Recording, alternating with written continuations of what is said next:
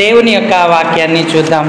కొరింథీయులకు రాసినటువంటి మొదటి పత్రిక 11వ అధ్యాయము 23 నుండి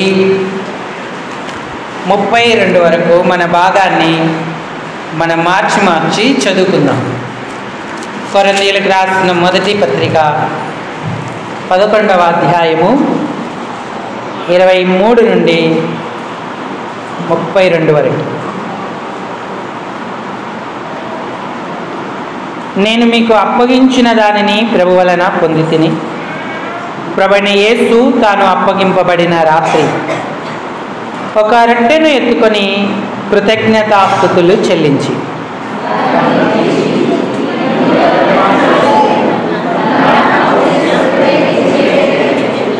ఆ ప్రకారమే భోజనమైన పిమ్మట ఆయన పాత్రను ఎత్తుకొని, ఈ పాత్ర నా రక్తం వలన క్రొత్త నిబంధన, మీరు దీనిలోనిది త్రాగినప్పుడెల్లా నన్ను జ్ఞాపకం చేసుకొనుటకై దీన్ని చేయడని చెప్పాను.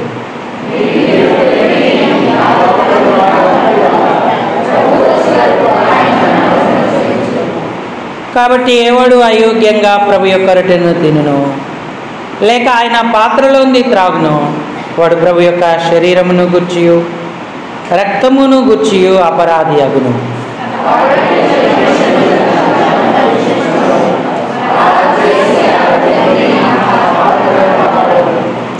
ప్రభువు శరీరమని వివేచింపక తిని త్రాగువాడు తనకు శిక్షావిధి కలుగుటకే తిని త్రాగుచున్నాడు.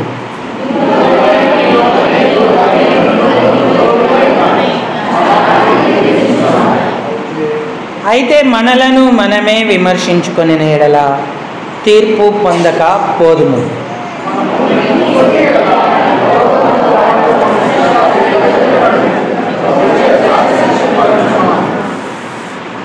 అలాగనే లూకా రాసిన శుభవార్త 22వ అధ్యాయం. వైద్యుడైన లూకా వ్రాసినటువంటి శుభవార్త 22వ అధ్యాయము. కొన్ని వచనాలు మనం మార్చి చదువుదాం. ఇందులో 31వ వచనము నుండి 34 వరకు, 31 నుండి 34 వరకు. సీమోను సీమోను, ఇదిగో సాతాను మిమ్మును పట్టి గోధుమల వలె జల్లించుటకు మిమ్మును కోరుకొనెను గాని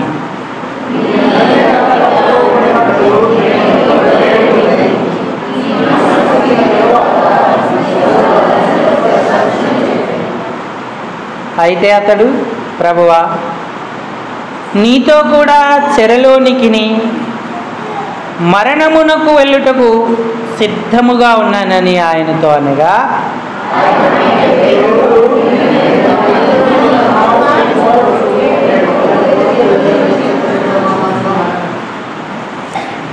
చాలండి.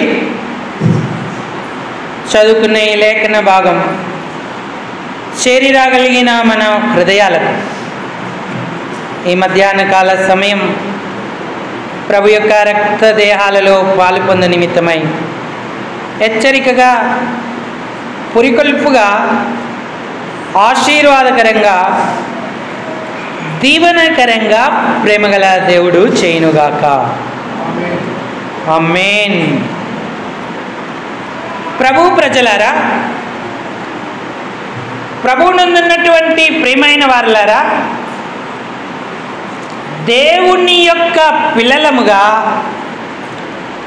ఆయన రాకడ ఆసన్నమవుతున్న ఈ దినాల మధ్య ప్రభువు కొరకు ఎదురు చూస్తూ మనలను మనం సంపూర్ణంగా సిద్ధపరుచుకునేటువంటి వారమై ఉండాలి. రక్షణ లేకపోతే ఈ మాటలు నీకు అర్థం కావు. అయితే నువ్వు ప్రభువైన యేసు క్రీస్తే దేవుడని, రక్షకుడని మొట్టమొదట తెలుసుకోవలసిన వాడవై ఉన్నావు.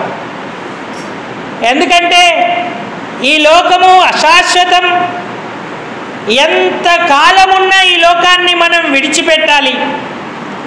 అయితే పాపములో పుట్టిన కారణాన ఈ లోకము విడిచిన తర్వాత పాపము వలన వచ్చు జీతం మరణమైన నిత్య నాశనం నీ కొరకు నా కొరకు ఎదురు చూస్తూ ఉంది.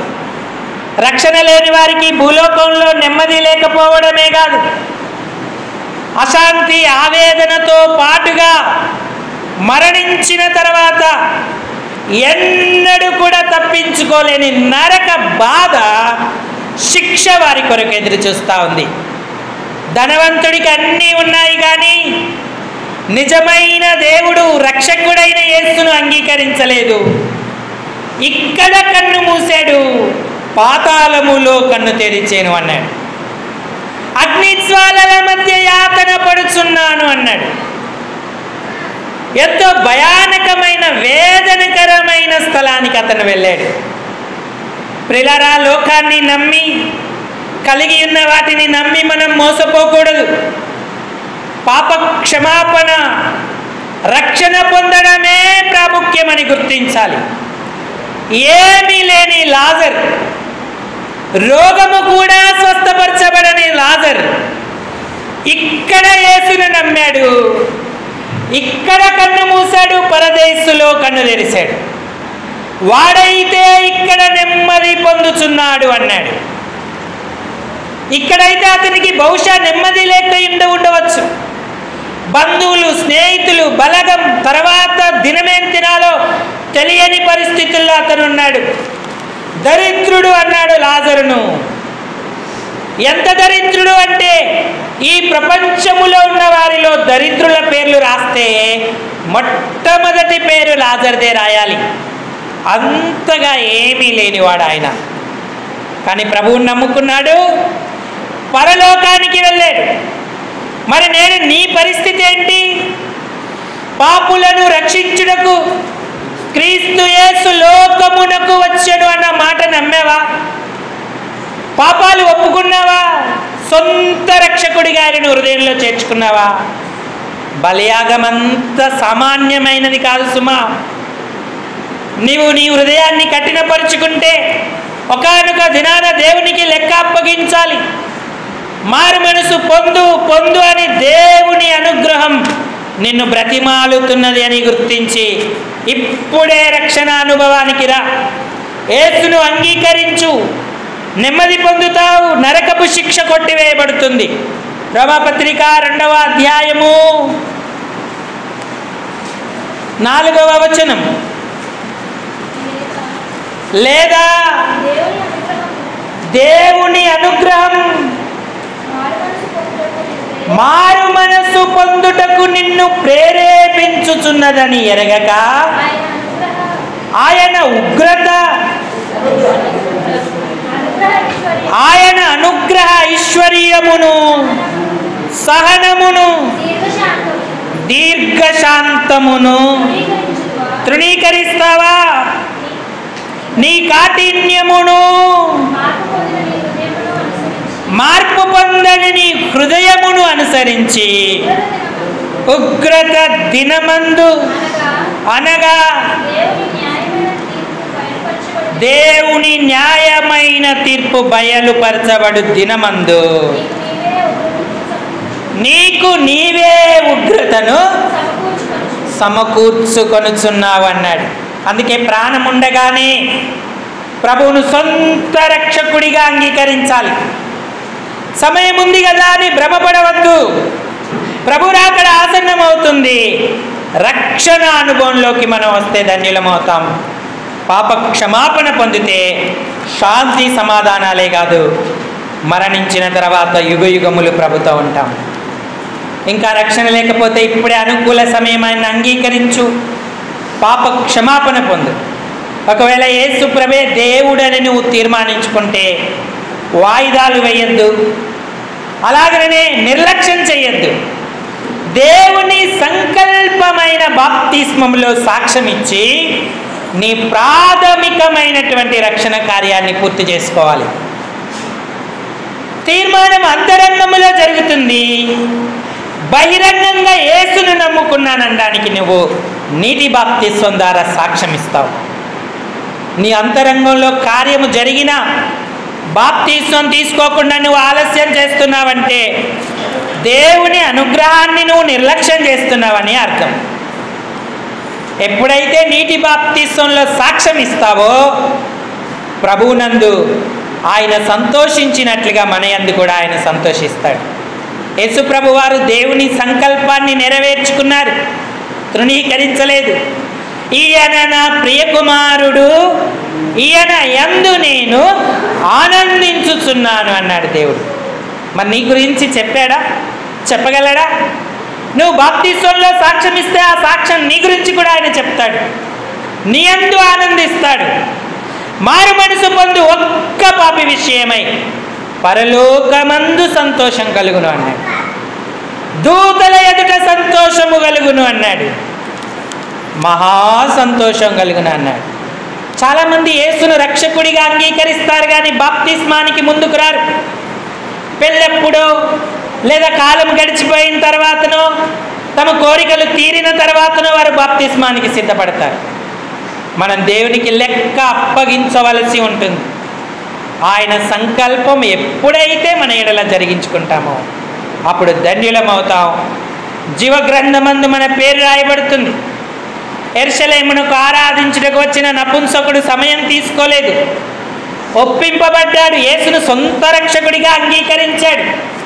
ఇదిగో నీళ్ళు, నాకు బాప్తిస్మమిచ్చుటకు ఆటంకమేమి అని చెప్పి దైవజనుడైన ఫిలిప్పు ద్వారా బాప్తిస్మం తీసుకున్నాడు. ఆయన ఐథియోపియా దేశానికి వెళ్ళిపోయి అక్కడ దేవుని రాజ్యాన్ని కడుతూ వచ్చాడు. కాబట్టి సమయం ఉండగానే ఆయన ఏర్పాట్లోకి వచ్చి పాప క్షమాపణ అనుభవాన్ని మనం పొందవలసిన వారంగా ఉన్నాం. ఒకవేళ రక్షణ పొంది బాప్తిస్మంలో కూడా సాక్ష్యం ఇచ్చి ఉంటే మనం దేవుని యొక్క వాక్యాన్ని అనుసరించి నడుచుకోవడానికి ప్రతిష్ఠించుకోవాలి. అపోస్తలుల కార్యాలు 2:42 సహాయం చేయండి.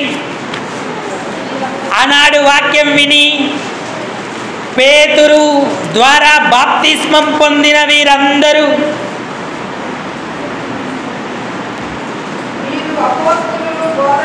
వీరు అపోస్తలుల బోధయందును సహవాసమందును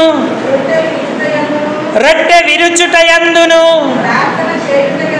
ప్రార్థన చేయుటయందును ఎడతెగకయుండిరి అన్నాడు. ఇదే సంఘమంతటికి కూడా ప్రాథమికమైనటువంటి నిర్ణయం, నియమం. రక్షణ పొంది బాప్తిస్మంలో సాక్ష్యం ఇచ్చిన నిన్ను దేవుడు ఒంటరిగా అనాథగా విడిచిపెట్టకుండా సంఘముగా కట్టాడు.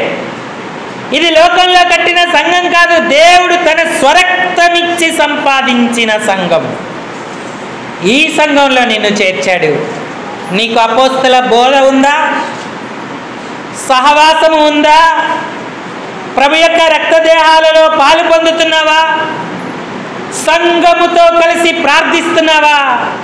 ఈ 4 అనుభవాలే నిన్ను దేవుని రాజ్యం కొరకు రాకడ కొరకు సిద్ధపరుస్తాయి. పాలు ఒక్కసారే పెరుగు అవ్వవు. పాలు పెరుగవ్వడానికి కొంచెము పెరుగు తోడుగా పాలల్లో వేస్తాం. ఒక గిన్నెడు పాలల్లో కొంచెము తోడు వేస్తే అది పెరగవడానికి కొంత సమయాన్ని తీసుకుంటాయి. ఒక 6 గంటలో 10 గంటలో తీసుకుంటాయి. ఆ తర్వాత ఆ గిన్నెలో ఉన్న పాలన్నీ కూడా పెరుగవుతాయి. బాప్తిస్మం ఎప్పుడైతే పాప క్షమాపణ అనుభవమును బట్టి మనం పొందుతామో పరిశుద్ధాత్మను వరము మీరు పొందుదురు అన్నాడు. మన పాత రోత స్వభావమును దైవ స్వభావముగా మార్చడానికి పరిశుద్ధాత్మ అనే తోడు దేవుడు మనలో వేశాడు. ఒక్కసారే మనం మార్పు చెందము కానీ, ఒక్కసారే దైవత్వముగా మారము కానీ, దానికి కొంత సమయం మనకు ఏర్పడుతుంది. పాలన్నిటినీ ఈ తోడు పెరుగుగా మార్చినట్టే మనలో ఉన్న పరిశుద్ధాత్ముడు అపోస్తుల బోధ వినే అనుభవము ద్వారా, సహవాసపు అనుభవము ద్వారా, ప్రభు యొక్క రక్తదేహాలలో పాలు పొందే అనుభవము ద్వారా, ప్రార్థన ద్వారా మన యాత్రా జీవితంలో పనిచేస్తూ ఆయనకిష్టము లేనన్ని తీసివేసి ఒకానొక దినాన దేవుని ఎదుట ఆయన వలె మనల్ని ఉంచుతాడు. ఆయన వలె ఆ తత్వాన్ని అంతటి మనలోకి దింపి పరిపూర్ణతలోకి నడిపేటువంటి వారిగా ఉంటాడు. జస్ట్ బాప్తిస్మం అనేది ఒక యూనివర్సిటీలో లేదంటే ఒక కాలేజీలో అడ్మిషన్ లాంటిది మాత్రమే. అడ్మిషన్ అయిన వారందరూ కూడా గ్రాడ్యుయేట్ అయినట్టు కాదు, పట్టాను పొందిన వారు కాదు. ఆ పట్టా పొందడానికి ఇక నుండి వారు తరబీదు చేయబడతారు. వారికి థియరిటికల్గా, ప్రాక్టికల్గా అనుభవం వస్తుంది. అప్పుడు వారు పట్టా పొందుతారు.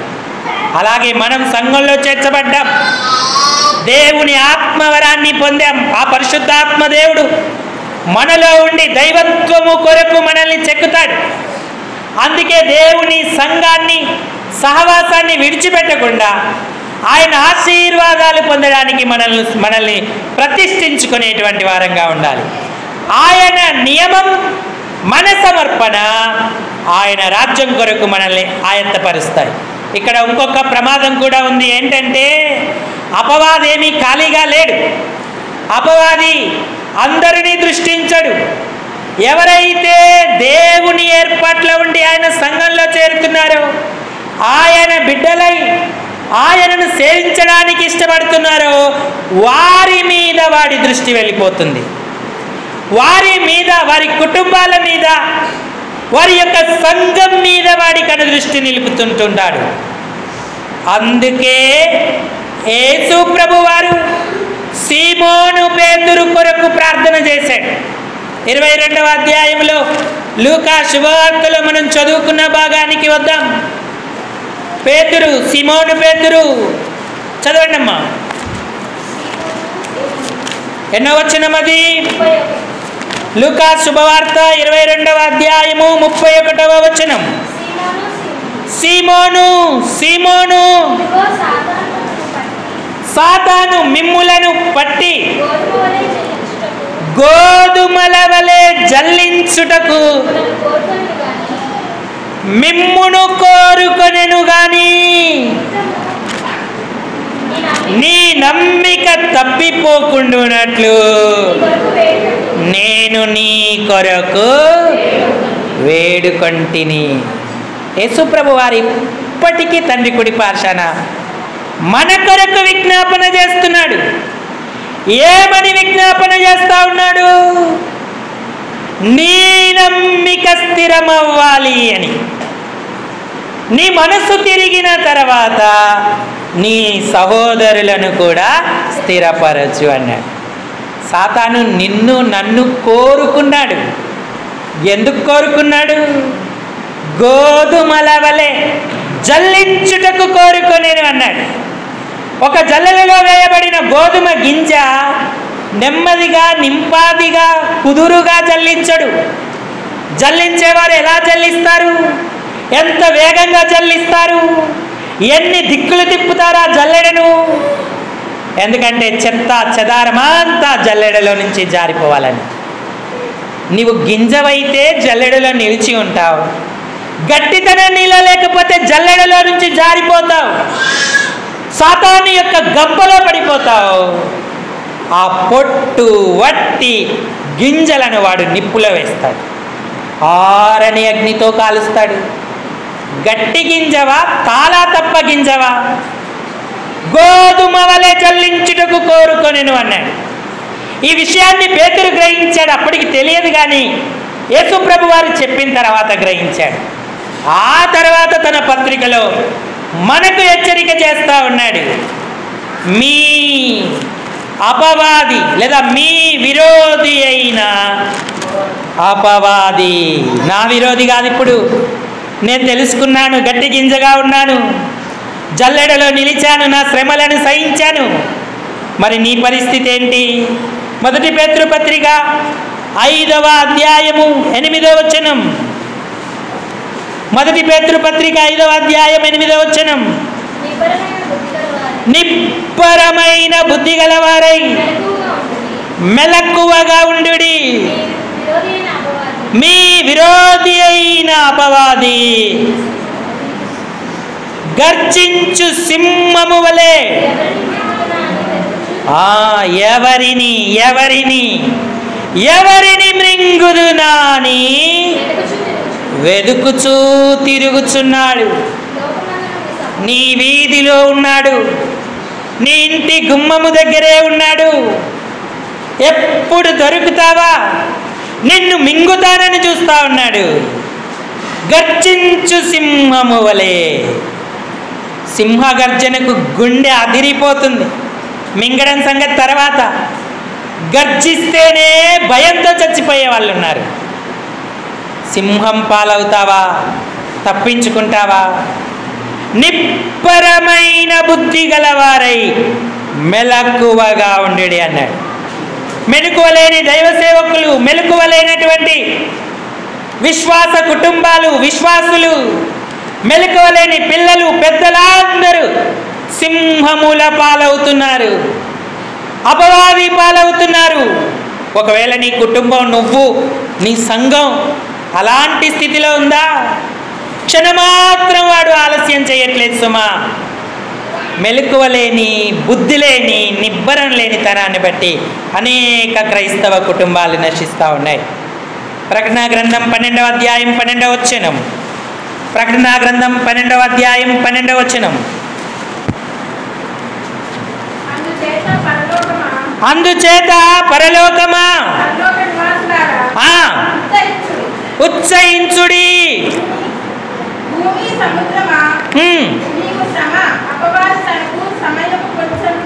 భూమి సముద్రమా మీకు శ్రమ, అపవాది అపవాది తనకు సమయము కొంచెమే అని ఎరిగి బహుక్రోధము గలవాడై మీ యొద్దకు దిగి వచ్చి ఉన్నాడని. శ్రమ అన్యజనులకు కాదు, శ్రమ బయటి వారికి కాదు, నీకే నాకే శ్రమ. అపవాది దిగి వచ్చి ఉన్నాడు నీ ఇంటి ముందుకు, నీ కుటుంబంలోకి, నీ ఎదుటకు. సమయము కొంచెమే, కొంచెమే సమయం అని వాడికి తెలిసింది కానీ మనకు తెలియలేదు. నిబ్బరమైన బుద్ధి లేక, మెలకువ లేకుండా ఉన్నాం. నీకు అపోస్తల బోధ ఉందా? అపోస్తల బోధ నిన్ను, నీ పిల్లలను, నీ కుటుంబాన్ని దేవుని ఏర్పాటులోకి తెస్తుంది. రక్షణ సువార్త ద్వారా నీ పిల్లలు రక్షించబడతారు. నీ యవనస్తుని దేవుని ఇంటికి తీసుకురావు, నీ యవనస్తురాల్ని దేవుని ఇంటికి తీసుకురావు, నీ భర్తను, నీ భార్యను ఆయన సన్నిధికి తీసుకురావు. అపోస్తుల బోధ ఎలాగో వారి హృదయంలో కార్యం చేస్తుంది. నీవు ఆయన క్రియను ఎలా అనుభవిస్తావు? రక్షణానుభవం ఎంతో శ్రేష్టమైనది, బోధ వారికి ఇవ్వాలి. అమ్మా జాగ్రత్తగా వినండి. జ్ఞానవంతురాలు తన ఇల్లు కట్టుకొనును అన్నాడు. అంతేకాదు, సామెతల గ్రంథం 31వ అధ్యాయానికి రండి. సామెతల గ్రంథం 31వ అధ్యాయం. సాతాను ఎంత తెలివిగా ప్రవర్తిస్తూ మన కుటుంబాలను నాశనం చేస్తున్నాడు. మన పిల్లల జీవితాలు, భర్త భార్యల జీవితాలు వాడు నశింపజేసేటువంటి వాడిగా ఉన్నాడు. వాడు మృంగుతున్నాడు. మనమేమో అపోస్తుల బోధ వినట్లేదు, సహవాసం చేయట్లేదు, ప్రభు యొక్క రక్తదేహాల విలువ తెలియదు. ప్రార్థన అంటే పెడముఖమే తప్ప దేవునికి ముఖము చూపించినటువంటి వారిగా ఉన్నాం. సామెతలు 31, సామెతల గ్రంథం 31వ అధ్యాయం. జ్ఞానవంతురాలు తన ఇంటి వారి నడతలను బాగుగా కనిపెట్టును. 26, 27 చదవండి. జ్ఞానము కలిగి ఉపదేశము ఆమె తన నోరు తెరుచును, కృపగల ఉపదేశము ఆమె బోధించును. ఆమె తన ఇంటి వారి నడతలను బాగుగా కనిపెట్టును. చాలమ్మ చాలు. నీవు నీ ఇంటి వారి నడతలను కనిపెడతా ఉన్నావా? నీ పిల్లలు ఎప్పుడు వస్తున్నారు, ఎక్కడికి వెళ్తున్నారు, వారి మొబైల్లో ఏముంది, ఏం చూస్తున్నారు, ఎవరితో మాట్లాడుతున్నారు, ఏ విధమైన వాటిల్లో చిక్కుకున్నారో చూస్తున్నావా? జ్ఞానము కలిగి నోరు తెరవాలి, కృపగల ఉపదేశము బోధించాలన్నాడు. అది ఎలాగో నీకు సాధ్యం కాదు, ఎందుకంటే నీకు జ్ఞానం లేదు, కృపతో వారికి చెప్పలేవు. చెప్పినా ఈనాటి తరంలోని పిల్లలు వినేటువంటి స్థితిలో లేరు. ఎందుకంటే సాతాను వారి మనస్సులను చెరపట్టాడంతే, వాళ్ళను బంధించేశాడు. తల్లిదండ్రుల మాట వారికి కోపాన్ని పుట్టిస్తుంది, ఆయాసాన్ని కలిగిస్తుంది, వారికి బాధగా ఉంటుంది. లోకస్తుల మాట, స్నేహితుల మాట, సాతాను మాట శ్రద్ధగా వినగలిగే వారిగా ఉన్నారు. నువ్వు జ్ఞానం గల తల్లివి, తండ్రివి, కాపరివి అయితే నీ సంఘస్థుల నడతలు, ఇంటి వారి నడతలను నువ్వు కనిపెడతావు. అవన్నిటిని కూడా ప్రభు పాద సన్నిధానానికి తీసుకొస్తావు ప్రార్థనలో. నా వల్ల కాదయ్యా, నేనేం చేయలేనయ్యా, నువ్వు వ్యవహరించు ప్రభువా, నీవు మాట్లాడు. ఇదిగో నీ పిల్లలను సాతాను చెరపట్టాడు, నా భర్తను చెరపట్టాడు, నా భార్యను చెరపట్టాడు, వారి మనసులను చెరపట్టాడు, నువ్వు విడుదల చేయి ప్రభువా అని ఉపవాసం ఉండి కన్నీరు కార్చి వేడుకుంటావు. సాతాను చేతికి చిక్కక ముందే నీ పిల్లలను దేవుడు విడిపిస్తాడు, నీ కుటుంబాన్ని విడిపిస్తాడు, నీ భార్య భర్త మనసులను విడిపిస్తాడు. అనుభవాలు లేకుండా నువ్వు కూడా లోకంలో కలిసి ఉంటే జల్లెడలో జల్లించబడతావు. నీ కుటుంబం, నీవు, అలాగే నీ సంఘం సాక్ష్యం కోల్పోతుంది. నీకేం సిగ్గనిపించకపోవచ్చు. దేవుడు అంటాడు, వ్రాయబడి ఉన్న ప్రకారం మిమ్మును బట్టే కదా నా నామము అన్యజనుల మధ్య దూషణ పాలవుతుంది అన్నాడు. యోబు ప్రతి దినము దేవుని సన్నిధిన తన పిల్లల కొరకు ప్రార్థించాడు, వారిని పవిత్రపరిచాడు. దేవుడు అంగీకరించే మంచి సాక్ష్య జీవితాలు వారు కలిగి ఉండేటట్టు సిద్ధపరిచాడు. లోకస్తులకు మనకు వ్యత్యాసం లేకుండా మన కుటుంబాలు ఉంటున్నాయా? అయితే మన భక్తి వ్యర్థమే. నువ్వు ఉపవాసం ఉంటున్నా, ప్రార్థన చేస్తున్నా, ప్రభు వినట్లేదా? సరి అయిన క్రమంలో లేవా? అపోస్తుల బోధ ఆలకించి సంఘ సావాసంలో నిలిచియుండు. నువ్వు వ్యక్తిగతంగా ఎన్ని ఉపవాసాలుండి కన్నీరు విడిచిన ప్రయోజనం ఉండదు. చెల్లని నాణ్యానివే. నాణ్యం రెండు వైపులా ఉన్నప్పుడు ఎలాగైతే చెల్లుబాటు అవుతుందో, నువ్వు అపోస్తుల బోధ, సావాసం, రొట్టె విరిచిట, ప్రార్థన చేయుట, అనుభవములో నిలిచి ఉండినప్పుడే నీ వ్యక్తిగత ప్రార్థన నీకు సహకారం అవుతుంది. ఆ వ్యక్తిగత ప్రార్థన ద్వారా అపవాదిని ఎదిరించగలుగుతావు. నీ కొరకు వేడుకొంటిని అన్నాడు ప్రభువు. నీ కొరకు ఆయన వేడుకుంటుంటే ఆ సంఘంలో అనేకుల కొరకు ప్రార్థించడానికి నువ్వు సిద్ధమా? అలాంటి అనుభవం నువ్వు కలగకపోతే నష్టపడతావు. యాకోబు ఎంత ప్రార్థనాపరుడండి. నీవు నన్ను ఆశీర్వదిస్తేనే కానీ నేను నిన్ను పోనీయను అన్నాడు. రాత్రంతా పెనుగులాడాడు, పాదాలు పట్టుకున్నాడు. కానీ ఎంతమంది పిల్లలు, ఎంత కుటుంబం ఆయన సాతాను చెరలో నుంచి విడిపించుకోగలిగాడు. రూబేనును చూస్తే చెంచలుడు, తండ్రి మంచంకెక్కాడు, అపవిత్రుడయ్యాడు, తండ్రి అతన్ని అసహించుకున్నాడు. ఈ దినాలలో చాలామంది శరీర వ్యామోహంలో పడిపోతున్నారు. తల్లిదండ్రులు ప్రార్థనాపరులని కాదు, సాతాను వారిని చెరపట్టక ముందే తల్లిదండ్రులు మేల్కోవాలి, దేవుని మీద ఆధారపడాలి, సేవకులు మేల్కోవాలి, సంఘములో దేవుణ్ణి బ్రతిలాడుకునేటువంటి వారంగా ఉండాలి. రూబేను షిమ్యోను చూస్తే ఎంత కోపం వారికి. పుటకత్తులు చేతబట్టుకొని అనవసరంగా నిబంధన చేసుకున్న షెకెము కుమారుణ్ణి, షెకెము పట్టణస్థులను చంపేశారు. సమాధానంగా నిబంధన పడ్డారా? మరి దేవునికి భయపడి లోబడాలి కదా. నిబంధనను అతిక్రమించి వారి ఊరును నాశనం చేశారు. యాకోబు గడగడ వణికిపోయాడు. ఏంటి ఇది? ఇశ్రాయేలు కుటుంబమా? దేవుడు ఆశీర్వదించిన కుటుంబమా? ఒక కుమారుడేమో శరీరానుసారుడు, ఇద్దరు కుమారుల కోపం చూస్తేనేమో వారి కోపము వేంద్రమైనది అన్నాడు. కోపిష్ఠులు, గర్విష్ఠులుగా వారు తయారవుతున్నారు. ఇక యూదా సంగతి చెప్పనక్కర్లేదు. అతడు తండ్రితో ఉండడానికే ఇష్టపడలేదు, అన్నదమ్ములతో కలిసి ఉండడానికి అస్సలు ఇష్టం లేదు. వాళ్ళు ఇట్లా వీళ్ళతో ఉంటే నా జీవితం పాడైపోతుందని ఎక్కడో దూరదేశానికి వెళ్ళిపోయాడు. ఎవరినో పెళ్లి చేసుకున్నాడు. తన కాలాన్ని అక్కడ గడిపి కొంతకాలమైన తర్వాత తండ్రి దగ్గరికి తిరిగి వచ్చాడు. ఇశ్రాయేలు యొక్క కుటుంబంలో ఒక్కొక్కరు ఒక్కొక్క రకంగా ఉన్నారు.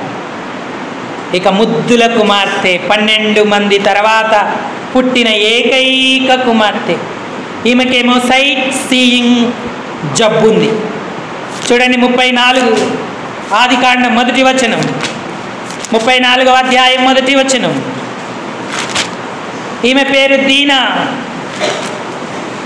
ఆదికాండం 34వ అధ్యాయం.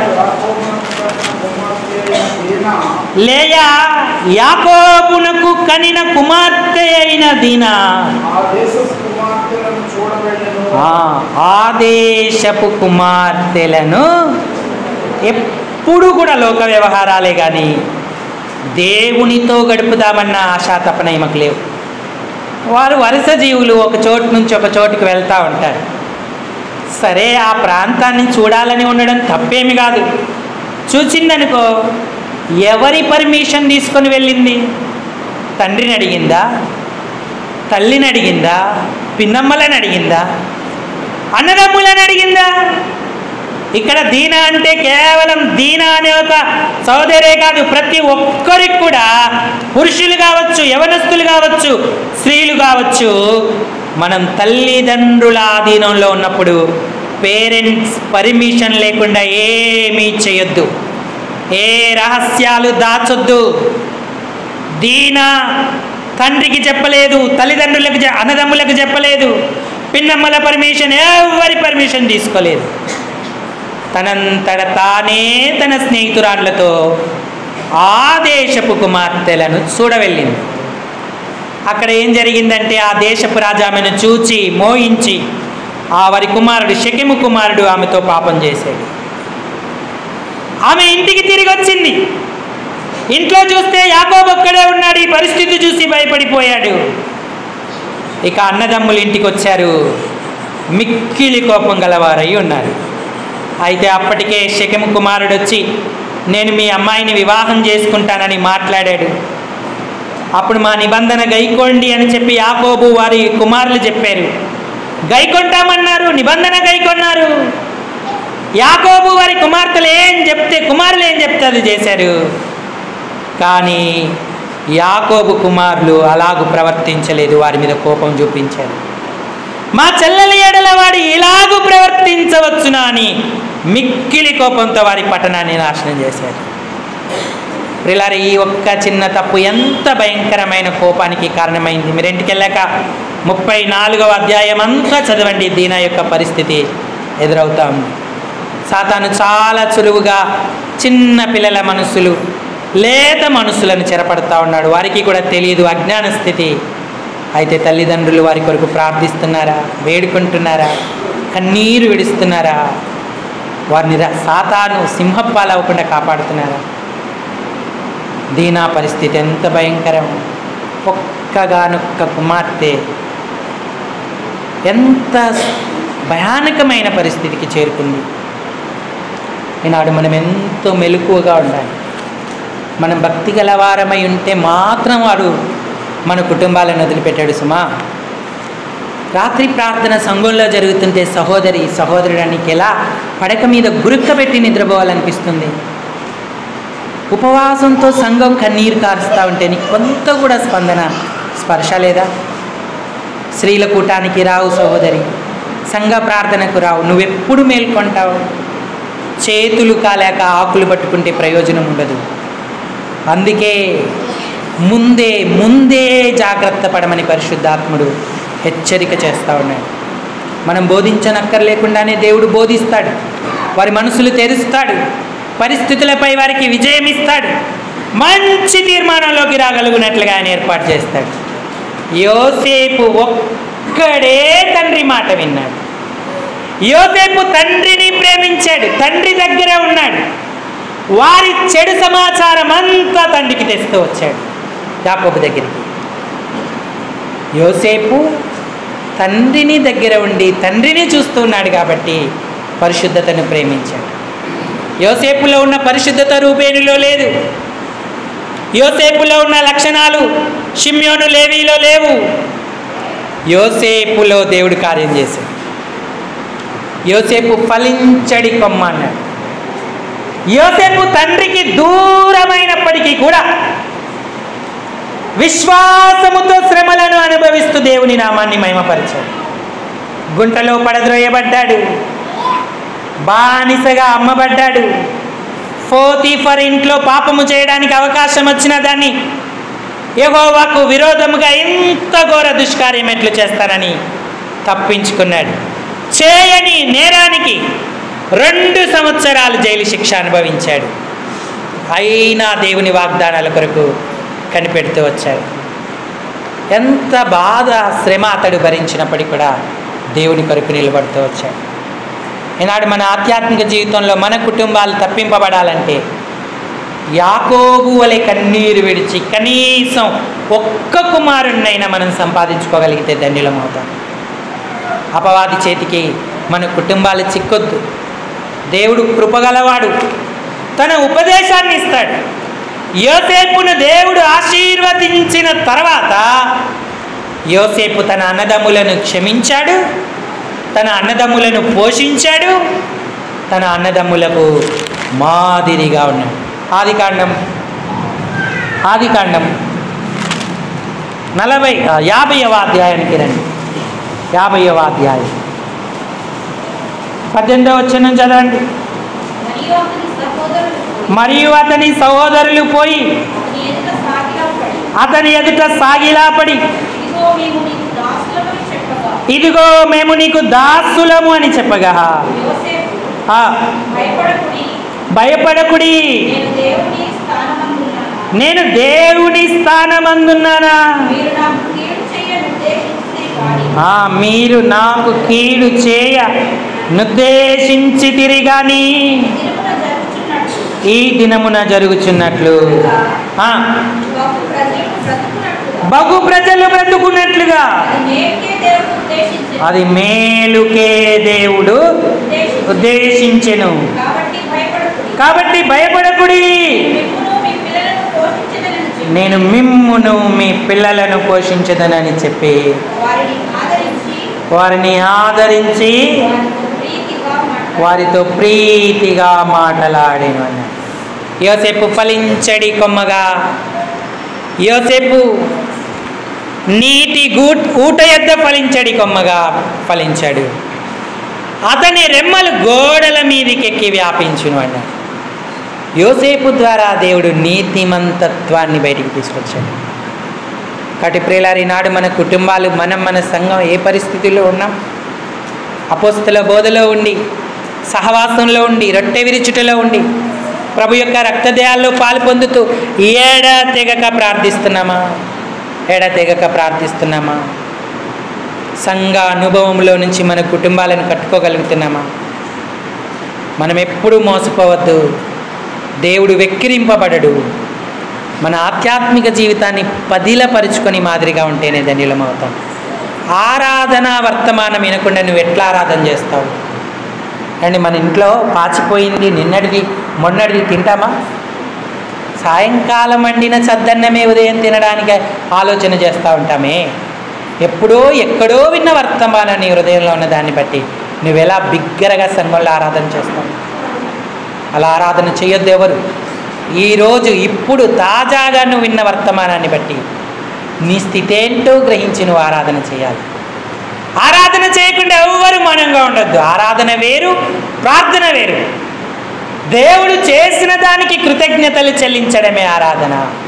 నీ స్వరం ఆలయంలో తప్పక వినబడాలి, దేవుని నామం మహిమపరచబడేటట్టుగా.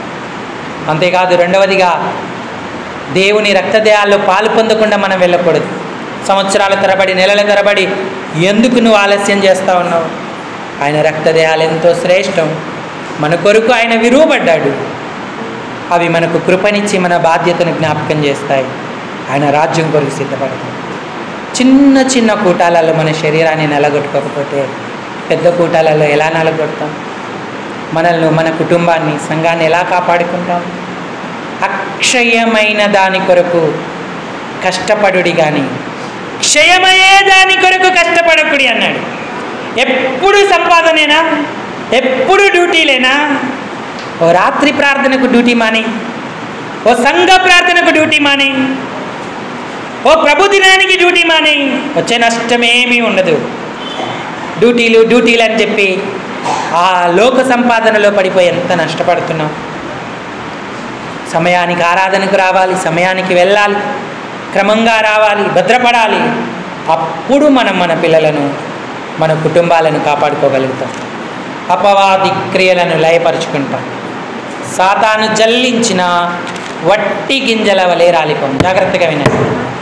ఒక కుమార్తె చెడిపోతే ఆ తప్పు తల్లిదే అంటారు. ఒక కుమారుడు చెడిపోతే ఆ తప్పు తండ్రిదే అంటారు. మన పిల్లలను మనం స్వాధీనములో ఉంచుకొనగలిగినంతగా దేవుని సన్నిధిలో పోరాడేవారంగా ఉండాలి. పిల్లలు కూడా దేవుని మాట, తల్లిదండ్రుల మాట వినేట్టుగా ఉండాలి. ఏ పని చేసినా దీనాలాగా పర్మిషన్ లేకుండా చేయకూడదు.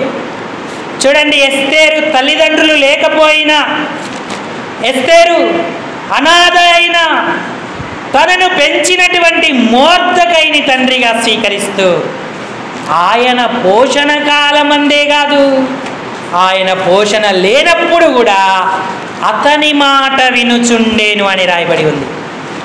ఎస్తేరు గ్రంథం 3వ అధ్యాయం.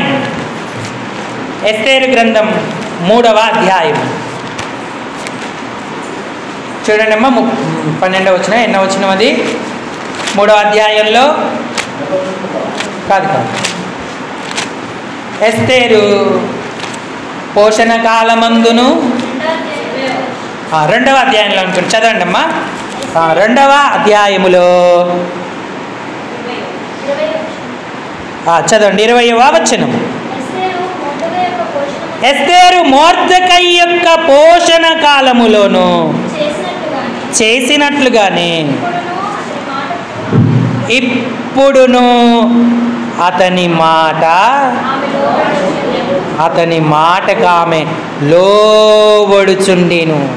తల్లిదండ్రుల మాట వింటున్నామా? లోబడుతున్నామా? వారి పర్మిషన్ లేకుండా ఏది మనం చేయకుండా సిద్ధపడాలి. గనుక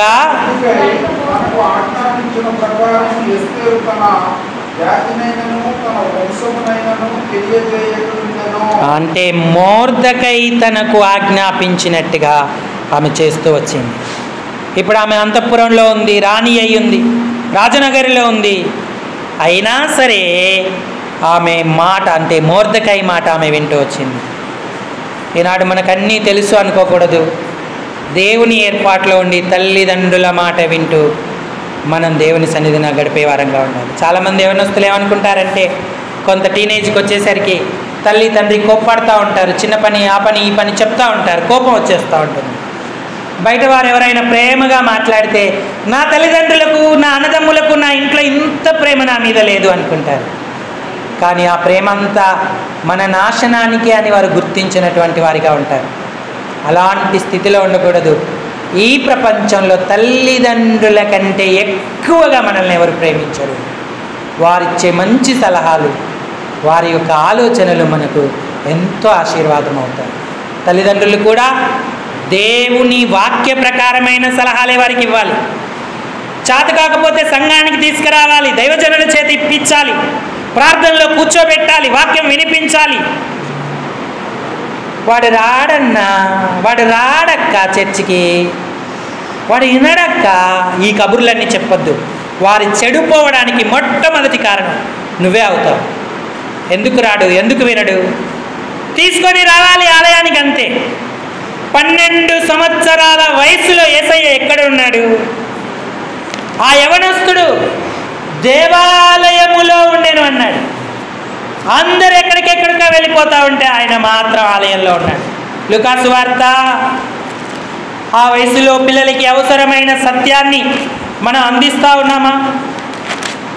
మనమే బాధ్యతలు, పనులు అప్పచెప్పి రానివ్వకుండా చేస్తూ ఉన్నామా? లేక వారికి అవకాశాలను ఇచ్చి చెడగొడతా ఉన్నామా? లూకా శుభవార్త 2వ అధ్యాయం 40-41 వచనాలు.